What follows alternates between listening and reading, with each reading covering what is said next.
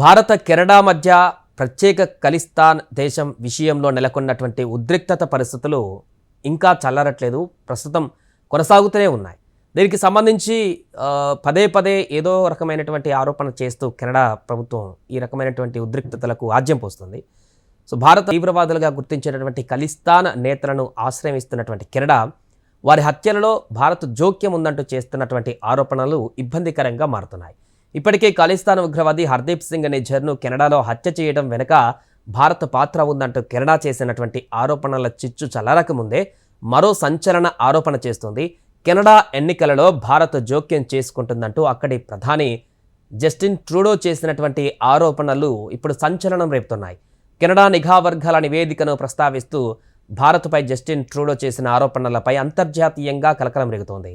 గతంలో ఖలిస్తాన్ తీవ్రవాది హర్దీప్ సింగ్ నిజ్జర్ హత్యలో భారత పాత్ర ఉందంటూ ఆరోపించినటువంటి ట్రూడో ఇప్పుడు ఏకంగా తమ ఎన్నికలలో భారత్ జోక్యం చేసుకుంటుందంటూ చేసినటువంటి ఆరోపణలు సంచలనంగా మారాయి. కెనడా సెక్యూరిటీ ఇంటెలిజెన్స్ సర్వీసెస్ నివేదికను ఆధారంగా చేసుకుని గ్లోబల్ న్యూస్ తాజాగా ఈ యొక్క విషయాన్ని బయటపెట్టింది. Foreign interference and elections a nation security assessment పేరుతో విడుదలైనటువంటి ఈ నివేదికలో భారత్ను ముప్పుగా పేర్కొంది. విదేశీ జోక్యం కెనడా ప్రజాస్వామ్యాన్ని బలహీనపరుస్తుందని హెచ్చరించింది. విదేశీ జోక్యం సాంప్రదాయ దౌత్యానికి భిన్నంగా ఉంటుందని, ఎందుకంటే ఇది బహిరంగ కథనాలు వివిధ విధాన రూపకల్పనలను ప్రభావితం చేయడానికి గోప్యత మోసాన్ని ఉపయోగించిందని గ్లోబల్ న్యూస్ నివేదిక తెలిపింది. సో ఏదేమైనా కూడా ఇలాంటి ఆరోపణలతో మరొకసారి కెనడా ప్రధాని కానీ కెనడా ప్రభుత్వం సంబంధించినటువంటి వ్యక్తులు కానీ రెండు దేశాల మధ్య మరొకసారి ఉద్రిక్తత పరిస్థితులకు దారితీయడానికి కారణంగా మారారు.